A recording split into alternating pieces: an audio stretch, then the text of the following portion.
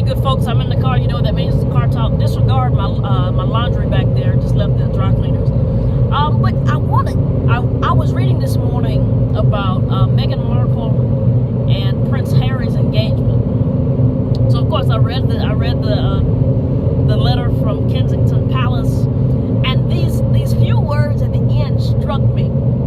Is that Prince Harry has both sought and received the blessing from her parents. Now, you know, what I'm about to say, it doesn't really have to do with him. It was just the fact that I read those words, and those words I felt like they were very important. He both sought and received their blessing. Sometimes I think we are seeking blessing, whether it be from God, whether it be from people, whether it be from circumstances, situations.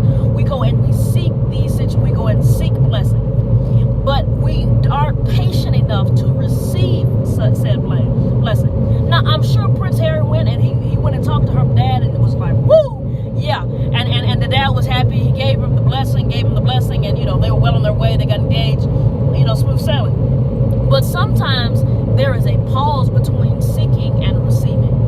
And when we understand that there is a period between seeking and receiving, we have to become okay with waiting in between times.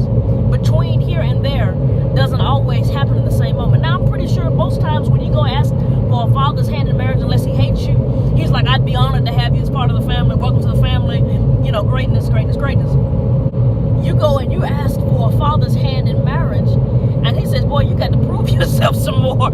I'm not sure that you're going to be good for my baby girl, and so we've got to wait this thing out. I've got to watch you a little bit more. And so God is the same way. Sometimes we go and seek blessing. God, why can't I have this house? God, I want this property. God, let me have this business. God, let us have this kid. God, let us do this, X, Y, Z. And we go and we seek the Lord for whatever it is. But when we get upset when he doesn't give us what it is we were in search of immediately, and because we didn't receive the thing we were in search of immediately, we think God's answer was no. Well, you've sought, but that just because you haven't met reception doesn't mean that it was a no. And it gets hard, because when we start thinking about people like Noah and Moses and Joseph, these guys, their waiting game was strong. And their faith game was stronger. Noah went and built an ark because God said it was going to rain, and it had never rained before. Nothing had ever fell out of the sky before. There was no rain. Rain wasn't even a thing. Like, this was probably a word that God invented to explain to him what was about to happen. And he tells him it's going to rain, so go build a boat. They haven't had necessity of any sort, or like a boat this big before. And he tells him to go build this gargantuan boat so that he can save his house. And common sense would say, why do you need to save your house from something that doesn't exist? But he did it anyway because he trusted God. He trusted the sovereignty. He trusted that what God was saying was not a lie, and that God was a man that he should not lie. And so he just trusted him. How many of us have sought the face of God, have sought for God to do something on our behalf? We have prayed fervently. We have prayed feverishly. We have been excited and expecting for him to do something or to move in our lives. But then it takes longer than we thought than it ought. You know, I say all the time, I have been in prayer for 9 years regarding one thing.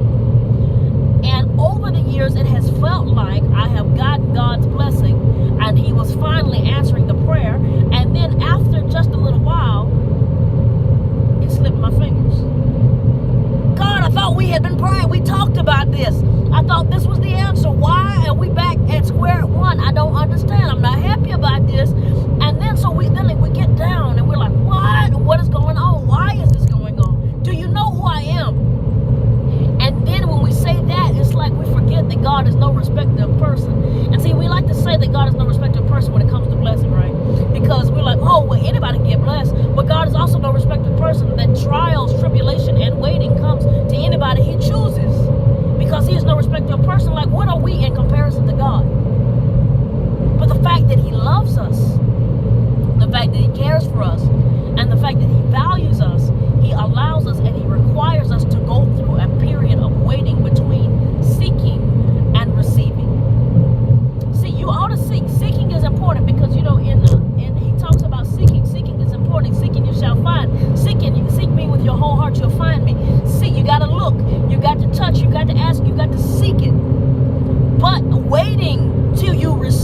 what you have sought is just as important as seeking. I can go look and see the glory, but if I take my eyes off of the glory, I'll never get it. I can come up out of the pit and look at the top of the mountain and say, I'm going to the top of the mountain. And if I get discouraged because my calves start burning, if I get discouraged because I'm hurting and I'm bored or it's taking too long and I give up, that doesn't mean that I still get to get the blessing. I gave up. Do not quit while you're waiting. I think, even though I don't think it took Prince Harry that long, I think we ought to seek to both seek and receive. And in between times, be committed to waiting while you're seeking and receiving. There is something about being between here and there. See, the whole deal with being between here and there is at the beginning, you are placed here and you're excited because it's fresh. And then it gets stale while you're between here and there, but you're too far to go back. And that's what I want to encourage you. You're too far to go back. Don't turn back now. You're too far to go back. But because you're too far to go back, that means you're just that much closer to getting to reception day. Don't quit. Don't quit. I know it's hard. I know you're frustrated. I know you're tired, but don't quit. I know it hurts. I know it's disgusting.